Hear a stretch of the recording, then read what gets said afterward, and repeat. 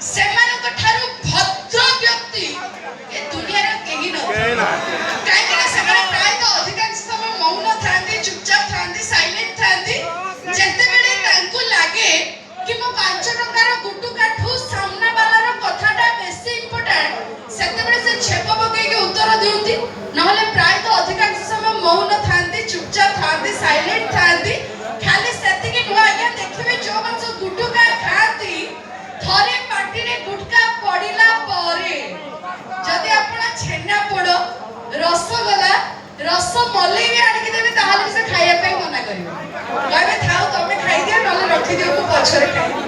ତ ଆଜି ଏଇ ଜାଗାରେ କେତେ ଜଣ ମହାନ ବ୍ୟକ୍ତି ଅଛନ୍ତି ଯୋଉମାନେ ପ୍ରବଳ ଗୁଟୁକା ଖାଆନ୍ତି।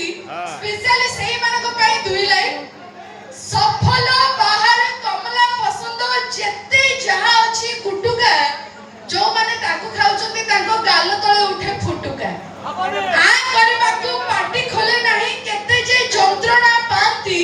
ସ୍ତ୍ରୀ ପିଲା ଛାଡ଼ି କର୍କଟ ରୋଗରେ ଅକାଳରେ ମରିଯାଆନ୍ତି। ତେଣୁ ରିକ୍ୱେଷ୍ଟ କରିବେ ଆଜ୍ଞା, ଦୟାକରି ଗୁଟୁକା ଠାରୁ ଦୂରେଇ ରୁହନ୍ତୁ, ନିଜେ ସୁସ୍ଥ ରୁହନ୍ତୁ, ପରିବାରକୁ ଖୁସିରେ ରଖନ୍ତୁ।